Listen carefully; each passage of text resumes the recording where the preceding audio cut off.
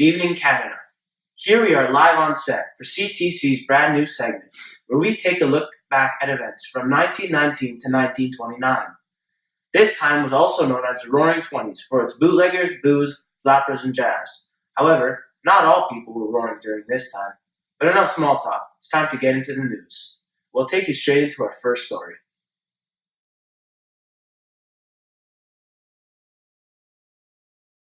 Today we recount one of the most important events of the Winnipeg General Strike, which took place from May 15, 1919 to June 25, 1919. This important event was Bloody Saturday. The Winnipeg General Strike was a consequence of the massive unemployment and inflation due to the success of the Russian Revolution in 1917. This created post-war labor unrest. This is what caused the strike to occur. Bloody Saturday took place in the heart of Winnipeg on June 21, 1919, nearing the end of the strike. The strikers were fighting the Northwest Mounted Police.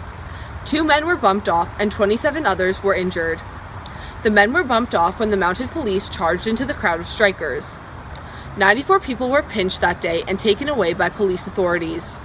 This event had a great impact on the strikers themselves, their families, the government, and the Mounted Police forces.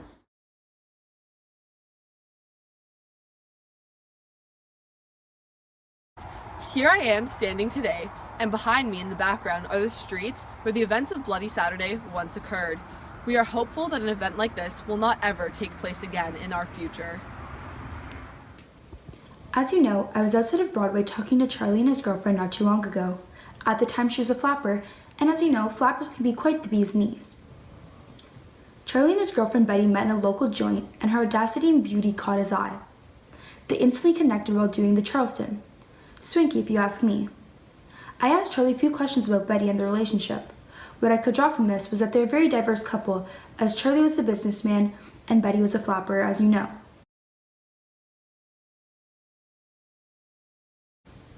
Unfortunately, after a quick call to Charlie not too long ago, he told us that him and Betty were no longer together and that they'd broken up 2 days after the interview. Now, we all know that flappers have somewhat died down and the women are becoming less seen. I believe that in the time of flappers, society was very different and it accepted flappers into the community. The cause of these flappers and the changed community introduced everybody to the Charleston.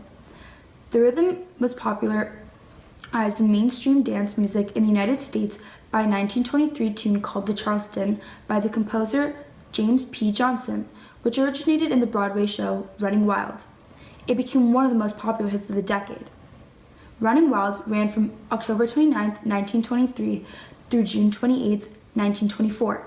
The start of the Charleston was a good way to have fun, relieve stress, and get good exercise in. Over time, this dance will continue to have many effects on people. It has changed the way that people once looked at dance and will continue to change the way that people look at dance over the time.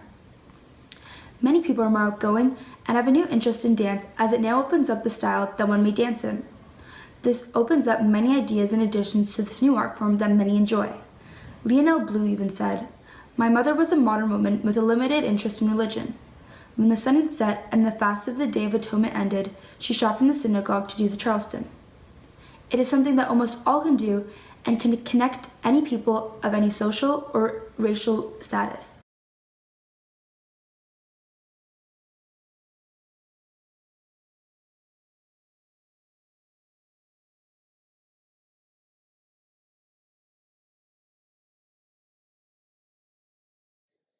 In 1921, Canadian scientists Frederick Banting, Charles Best, J.J.R. McLeod, and Charles Pollitt discovered insulin.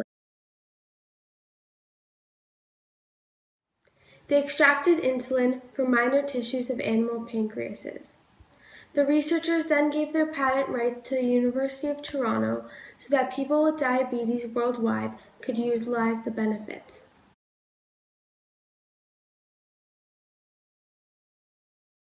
Since this new discovery, it will become something we can all get hipped on in the medical world. This will create positive change and impact the lives of many suffering from diabetes. Doctors and scientists prescribing, treating, and furthering their knowledge in diabetes will have much success. Medical companies producing this drug will have much competition, and in the future this will help with more discoveries. Until now, the only way to control diabetes was through a diet low in carbohydrates and high in fats and proteins. For the future of Canadians, many people suffering from diabetes will no longer be in pain and can now live longer. Canada will be recognized for all its medical advances, and Canada is continuing to become a leading contributor in advancing medicine for our future. This is Isabella reporting live from inside the University of Toronto. Thank you. Now on to our final report. William Lyon Mackenzie King was elected into Parliament on December 5, 1921. He led the Liberals to a majority government of just one seat, but won all of Quebec, much of the Maritime provinces, and a good portion of Ontario. Since the 1911 election, the country had been governed by the Conservatives. This election had great significance to Canada, as a real change was needed to fix the outcome of the war. Also, the election was the first in which the majority of Canadian women were allowed to vote, and 5 women also ran for office. Agnes MacPhail of the Progressive Party was elected as the first woman MP in Canada. Agnes MacPhail says, "I want for myself what I want for other women, absolute equality." This shows a great change in perspective for the majority of women during this time, as they gained more rights such as the right to vote and were allowed to run for office. Serving as the 10th Prime Minister of Canada, Mackenzie King was mild-minded and ain't had nothing unreal to his meringue, but was still elected because the Canadians needed his ideas and thoughts. King demonstrated that Canada would decide its own foreign policy after he rejected Britain's request for the help during the Chinook Affair in 1922 because he felt that it was all wet for Canadians to support such a war, especially after World War I. Years after, in 1926, the Liberal government provided a cautious administration which reduced the federal debt. Its only initiative was the old age pension scheme.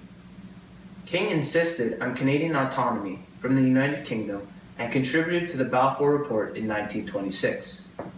According to the resultant of the Balfour Report, British dominions were defined as autonomous and equal members of the British Commonwealth of Nations. This satisfied King, who was loyal to the British Empire while also supporting the cause of sovereignty for Canada. This had great significance as Canada was now able to govern itself and the Governor-General was only to be a figurehead, unable to interfere with Canadian politics. Overall, 1921 was a huge year for Canada's autonomy and government. And that's it for CTC's News for the Night. We hope you enjoyed this segment and be sure to tune in tomorrow. I'm Christian Zecco, and good night, Canada.